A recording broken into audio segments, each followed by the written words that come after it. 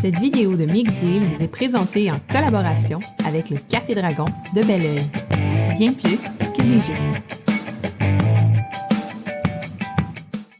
Bonjour tout le monde, je suis Sophie de la chaîne YouTube Mixdeal, j'espère que vous allez bien. Donc, dans les derniers mois, en fait, j'ai eu la chance de découvrir le jeu Les Ruines perdues de Narak ou Lost Ruins of Arnak. Et dernièrement, je me suis procuré l'extension qui vient tout juste de sortir, Expedition Leaders. Donc aujourd'hui, ce que je vais faire, c'est que je vais vous présenter tout le contenu de la boîte et ce que l'extension va apporter en termes de nouvelles mécaniques et de nouvelles choses dans le jeu. Donc, on va débuter la vidéo avec le contenu de la boîte et on commence ça tout de suite.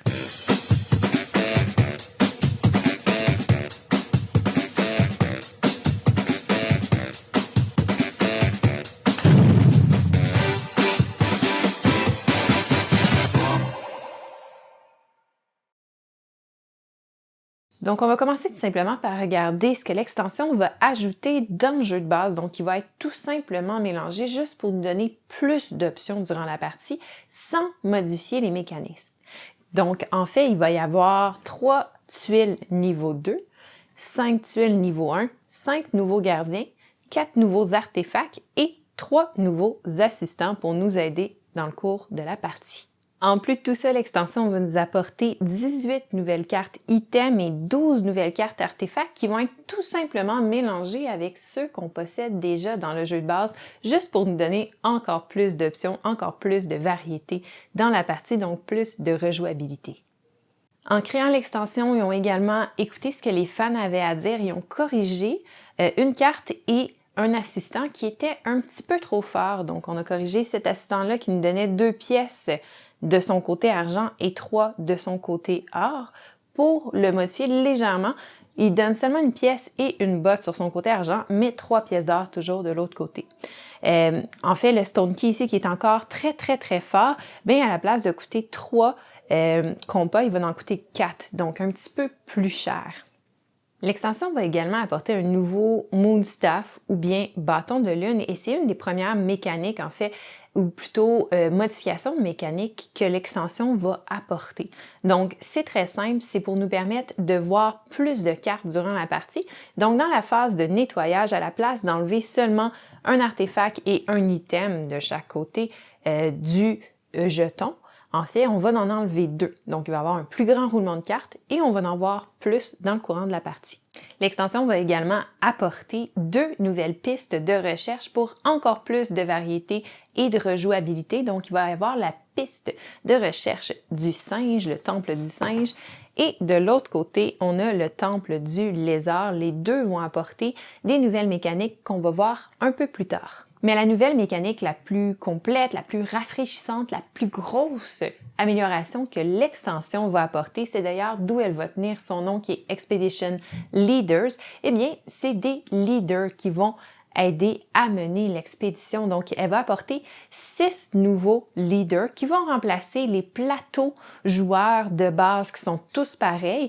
Et là, ben, à chaque partie, chaque joueur va sélectionner au hasard à l'aide de des jetons le leader qui va jouer pour la partie. En jouant un leader, le joueur va recevoir un paquet de cartes de départ, donc de 4 cartes personnalisées à son leader, un plateau joueur et également les items si jamais son leader en avait qui fonctionne avec sa mécanique. Sur le plateau joueur, chaque leader va avoir des pouvoirs spéciaux, une façon de se mettre en place différente et tout ça va être expliqué sur des petites têtes de jeu qui vont être mis à chaque joueur avec comment est-ce que son leader se joue, c'est quoi ses particularités, c'est comment est-ce que on doit le jouer, les règles spéciales, son pouvoir spécial, ses cartes, comment ils fonctionnent, tout ça, ce qui va ajouter beaucoup d'asymétrie entre les joueurs dans la partie. L'extension va ajouter plusieurs petits ajouts au jeu de base, mais son plus grand en fait, d'où son nom, c'est les leaders qui vont ajouter une asymétrie dans le jeu et qui va changer un peu notre façon de jouer selon quel personnage on va incarner. Voyons voir de plus près cette nouvelle mécanique. Donc, je vais présenter les leaders par ordre de facilité, en fait, comme ils sont présentés dans le livre de règles de l'extension. C'est-à-dire que le premier que je vais vous présenter, c'est supposément le plus facile à jouer. On va y aller jusqu'au plus difficile qui est le 6e. Donc, le premier, c'est le capitaine. Le capitaine, lui, sa particularité, c'est qu'il va avoir un explorateur de plus. Donc, à place d'en avoir 2 comme tout le monde, il va en avoir 3 qui va pouvoir disposer de la même façon que dans le jeu de base, donc sur les différents camps et sites disponibles en jeu. En plus de tout ça, lui, son pouvoir spécial, c'est que dans son tour, il peut se servir d'un de ses explorateurs pour le déposer sur son plateau joueur et à ce moment-là, aller activer l'effet spécial d'un assistant argent sur le plateau. Donc, pouvoir profiter de son effet. Donc, dans les cartes en main que lui il va avoir sa carte Hidden Fear ou Peur cachée, qui est une carte peur, mais plus importante parce que celle-là fait perdre 2 points à la fin de la partie plutôt que 1. Par contre, si on réussit à exiler cette carte-là, on va gagner dans nos mains une carte Fear ou une carte peur et un compas. Donc, c'est une de ces cartes. L'autre carte ici, qui est Transmission, c'est une carte qui va se jouer en fonction du nombre d'explorateurs qui va être dans la partie. Donc, si le joueur a réussi à placer ses 3 explorateurs, il va avoir le choix entre les 3 ressources en jouant cette carte-là. Par contre, s'il en a placé seulement un, il va devoir prendre l'or. S'il en a placé 2, il a le choix entre l'or et le compas. Et s'il a placé ces 3, il peut choisir entre les 3 options. Ici, avec la carte de pilotage, on peut avoir un compas ou encore dépenser une pièce d'or pour pouvoir gagner l'effet de 2 avions pour pouvoir se déplacer. Et finalement, une carte tout à fait normale qui va nous donner une pièce d'or. Donc, c'est le capitaine. Donc, la fauconnière, de son côté, sa particularité, en fait, c'est d'avoir un faucon qui va lui permettre d'aller récupérer différentes récompenses. Donc, à chaque début de phase, donc pendant les 5 phases de la partie, le faucon va avancer de 1 sur sa piste de faucon. Et il y a d'autres choses qui vont pouvoir lui permettre d'avancer également. Donc, à chaque fois que la fauconnière va vaincre un gardien, elle peut utiliser le bonus du gardien pour avancer son faucon à la place de l'utiliser comme indiqué sur la tuile gardien. Une autre façon également, c'est simplement, dans le fond, en utilisant certaines de ces cartes qui vont avoir l'habilité de faire avancer son faucon, comme celle-là ici ou celle-là ici. Et finalement, il y a son habilité spéciale qui va en lien avec ses idoles qu'elle va placer ici. Donc, dans l'extension, on a également des cases bleues pour les idoles. Et donc, on peut placer les idoles où on le souhaite quand on décide de les dépenser. On n'est pas obligé de commencer à 1 et y aller en ordre. Donc, on peut tout de suite aller placer une idole sur le 4 si on le veut. Et les cases bleues vont activer un pouvoir spécial de personnage. Dans le cas de la fauconnière, son pouvoir spécial, c'est gagner un compas et également faire progresser son aigle, son faucon en fait, sur la piste. Donc, comment ça fonctionne pour les récompenses? C'est qu'à tout moment, la fauconnière peut décider de ramener le faucon à la case départ.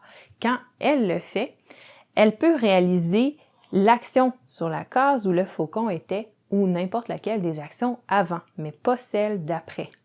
Donc, si le faucon est à la dernière case, alors quand elle le ramène, elle peut décider soit d'activer une case en fait ou une location niveau 2 ou une location niveau 1 ou encore gagner une tablette et un avion ou encore une pièce d'or, mais pas les 4.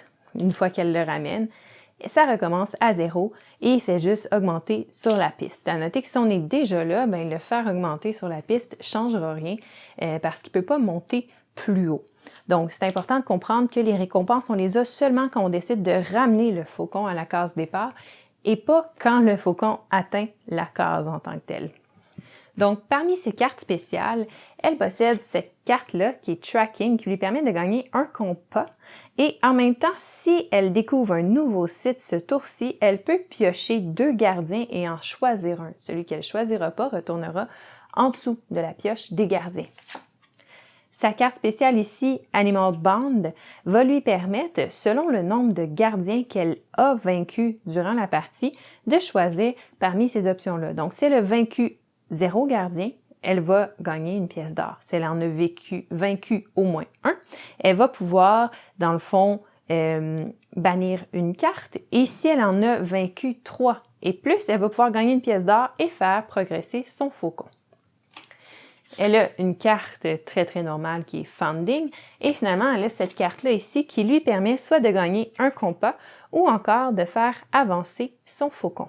De son côté, la baronesse n'a pas de jeton particulier. En fait, sa particularité va débuter dans la mise en place où à partir du round 2, on va mettre une pièce d'or à chacun des rounds qu'elle va gagner au début de chacun de ces rounds-là. Donc, ensuite, c'est dans ces cartes qu'elle a en main.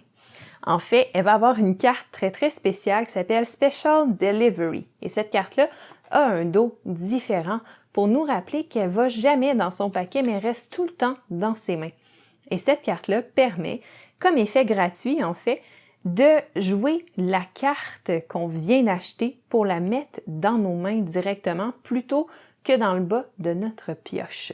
Donc, ça nous permet, dès qu'on achète quelque chose, on joue cette carte-là et on peut la jouer directement le même tour. Ensuite, elle va avoir cette carte spéciale-là, Connexion, qui va nous permettre de gagner une pièce d'or, mais également de défausser la carte la plus à gauche de la sélection de cartes dans le magasin et ensuite de re-remplir les cartes pour pouvoir en sélectionner des nouvelles.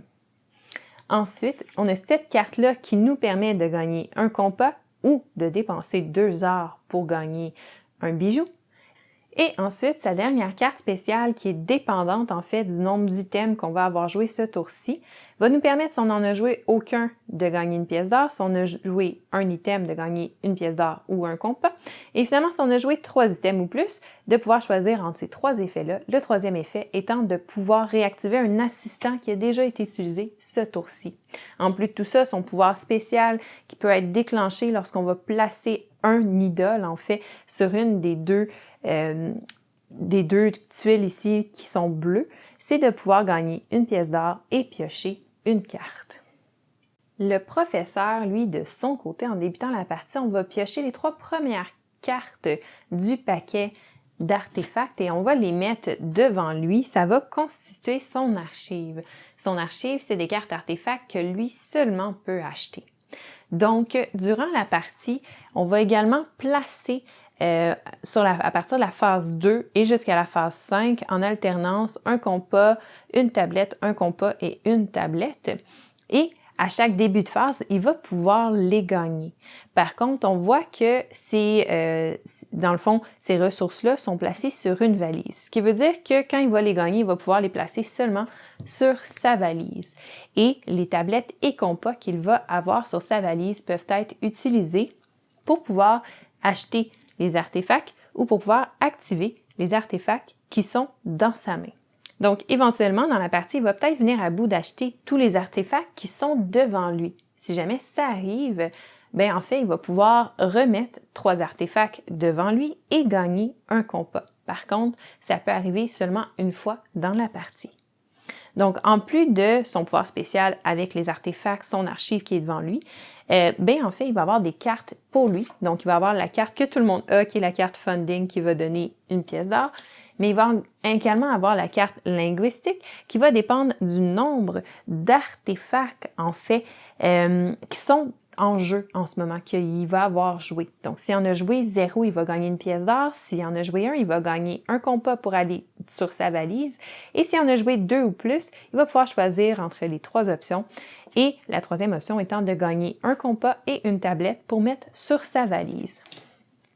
Ensuite de ça, il y a la carte Arnacology, donc l'étude d'arnaque, et il va gagner un compas et il peut échanger un de ses items de son archive avec un item qui est dans la piste des cartes à acheter. C'est à noter que même s'il y a son archive devant lui, il peut toujours acheter quand même les cartes qui sont disponibles comme n'importe quel joueur.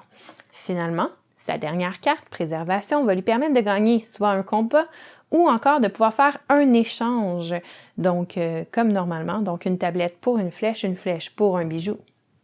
Et voilà. En plus de tout ça, son pouvoir spécial qui est déclenché par ses idoles placées sur les cases bleues va lui permettre de gagner une pièce d'or, faire un échange et gagner un compas à mettre sur sa tablette.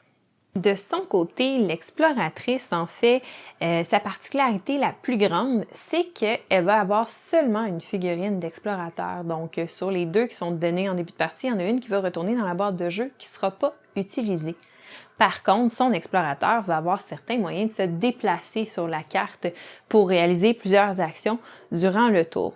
Donc, durant le setup, en fait, la mise en place de l'exploratrice, elle va gagner 2 jetons collation. Et le troisième, celui avec un compas en haut à gauche, va être placé sur la phase numéro 3, donc va être récupéré au début de cette phase-là. Donc, comment elle fonctionne, en fait, c'est qu'on la place comme n'importe quel explorateur en jeu. Par contre, quand on dépense un jeton collation sur la case sur laquelle elle est placée, on peut la déplacer à une autre case en payant, bien entendu, le coût de déplacement. Donc, au début de la partie, on peut faire ça 2 fois et à partir de la phase 3, on va pouvoir le faire 3 fois. C'est à noter que ce jeton collation-là n'a aucun signe dessus, donc il est gratuit. Par contre, lui a un symbole de pièce d'or, donc va coûter 1 pièce d'or, et celui-là a un symbole de compas, donc va coûter 1 compas pour être utilisé. En plus de tout ça, ces cartes spéciales vont également utiliser ces jetons collation. Donc, celui-là va lui permettre de gagner un compas ou encore d'utiliser un jeton collation pour activer n'importe quel effet de camp, même d'un camp qui est utilisé.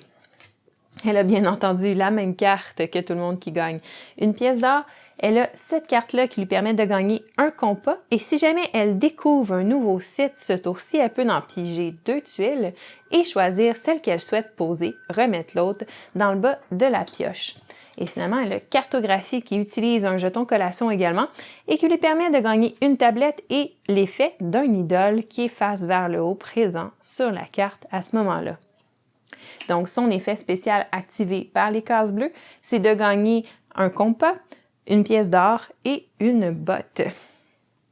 Et finalement, le leader le plus compliqué à jouer, c'est le mystique. En fait, le mystique, lui, va utiliser les cartes peur à son avantage et va pouvoir faire des rituels qui vont lui apporter différentes choses dans le courant de la partie. Donc, dès qu'une carte peur va être exilée par le mystique, à la place de se ramasser dans la pioche de cartes peur, elle va se ramasser ici, dans sa pile, pour les rituels. Donc, durant la partie, il va pouvoir réaliser des rituels lorsqu'il va y avoir des icônes de feu, comme celui-là ici. Donc, il y a certaines façons de faire des rituels. En fait, il y a 2 différentes façons. Il va y avoir, grâce à ces cartes de départ qui ont tous un symbole de feu, donc qui peuvent être exilés, donc perdus pour le reste de la partie en échange d'un rituel, ou encore en utilisant l'effet des cases bleues de ces idoles qui va lui permettre, entre autres, de brûler une carte et de pouvoir faire un rituel. Quand le mystique va décider de réaliser un rituel, ce qu'il va faire, c'est qu'il va utiliser les cartes peur qu'il a bannies plus tôt. Donc, le coup est marqué à côté de chacun des rituels et va brûler ces cartes peur-là pour pouvoir lui donner l'effet.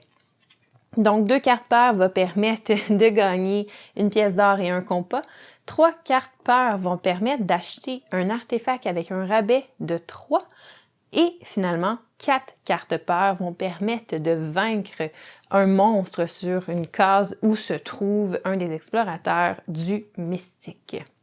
Donc, à part ces effets de rituel qui sont très, très puissants, et c'est à noter que toutes les cartes peur qui sont ici ne vaudront pas de points négatifs à la fin de la partie, mais il y a quand même des effets intéressants sur ces cartes autres que de déclencher un rituel. Donc ici, on peut gagner 1 pièce d'or ou exiler une carte.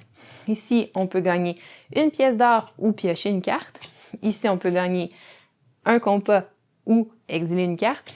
Et finalement, ici, on peut gagner un compas.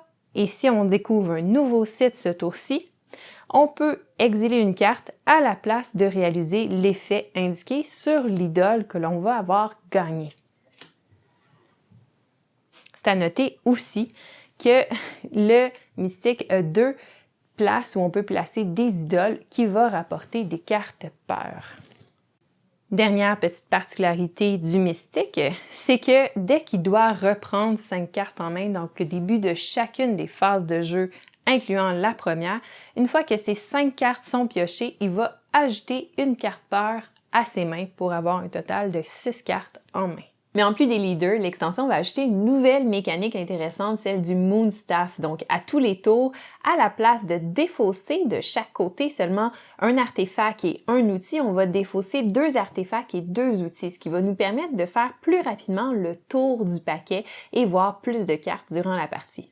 Mais en plus de tout ça, l'extension va également apporter 2 nouvelles pistes de recherche, ce qui va décupler la rejouabilité du jeu. Voyons voir de plus près ces 2 nouvelles pistes. Comme je le mentionnais tantôt, les nouvelles pistes de recherche comportent également des particularités qui vont modifier la partie. Donc ici, on a la piste de recherche du temple du singe et dans ces particularités, on s'entend les coûts pour monter de chacun des niveaux changent selon la piste, donc il y a ça. Mais chacune des tuiles ici bonus qu'on va avoir en gravissant les étapes de la piste de recherche sont placées face cachée, comme celle qui serait placée en temps normal ici, c'est pour toutes les tuiles bonus. Donc quand on arrive sur cette place-là, on regarde les tuiles bonus face cachée, on en choisit une et on remet les autres face cachée. À part de ça, on a ici 2 pistes. On a la piste pour notre loupe ici et la piste pour notre carnet de notes ici. Donc, ils doivent obligatoirement se séparer. C'est à noter que si notre loupe est ici, notre carnet de notes peut monter les 2 étapes ici sans problème. Donc, à part de ça, vous verrez en fait qu'il y a un symbole d'artefact ici et un espace en fait pour pouvoir mettre un artefact. Au début de la partie, on va piocher un artefact au hasard qui vaut 3 compas et on va le placer là. Donc, quand on avance avec la loupe là, on va pouvoir réaliser l'effet de cet artefact-là sans payer le coût en tablette. À part de ça, la dernière particularité de cette piste-là, c'est qu'à partir d'ici, on peut, même si on n'est pas rendu en haut, acheter les bonus du bas, donc les bonus qui valent 2 points de victoire. Rendu ici, on peut acheter les bonus du bas qui valent 2 points de victoire ou encore les bonus qui valent 6 points de victoire. Donc, ça nous permet de les accumuler un peu plus rapidement si on n'a pas nécessairement les ressources pour monter d'étape tout de suite. Donc, parmi tous les autres effets ici qui sont différents, on en a des nouveaux comme celui-là ici qui nous permet soit de prendre un nouvel assistant dans la pioche d'assistant ou upgrader un assistant qu'on a en le tournant de son côté or. Ici, avec notre loupe, ça va nous permettre de copier l'effet d'un assistant qui est disponible à l'achat et ensuite on met cet assistant-là dans le bas de la pioche. À part de ça, ici, ça va nous permettre de réactiver 2 de nos assistants. Ici, ça va nous permettre de faire l'effet d'une zone de recherche de niveau 1. La piste de recherche du temple des lézards fonctionne de façon différente également. Donc, dans ce cas-ci, comme dans les autres pistes de recherche qu'on a vues avant, en fait, les tuiles bonus vont être face vers le haut. Donc, on va voir les tuiles bonus, contrairement à au temple, en fait, des singes. Donc, autre particularité, on va placer un gardien face cachée ici, au début de la partie. Donc, quand on va avancer ici avec notre loupe, en fait, on ne pourra pas progresser tant aussi longtemps que le gardien n'aura pas été combattu. Donc, pour ça, en fait, il faut le combattre comme si c'était un de nos explorateurs sur un site, donc en dépensant les ressources. C'est à noter que si à la fin du tour, on n'a pas combattu le gardien, on va piocher une carte peur pour chacun de nos jetons de recherche qui se trouvent là. Donc, si notre cahier aussi se trouve là, on va piocher pour les 2. À part de ça, qu'est-ce qui est nouveau? On a ici un coût de 2 tablettes et un idole. Donc, on va devoir défausser un idole de notre réserve. Donc, pas un idole qui a été utilisé pour activer un effet sur notre plateau joueur. Puis, il y a également les mêmes effets ici. Donc, ici, on peut acheter les tuiles qui valent 2 points ici. Et ici, on peut acheter celles qui valent 2 points et celles qui valent 6 points. Donc, on n'a pas besoin de se rendre jusqu'en haut pour ça. Dans les effets ici, il y en a quelques nouveaux.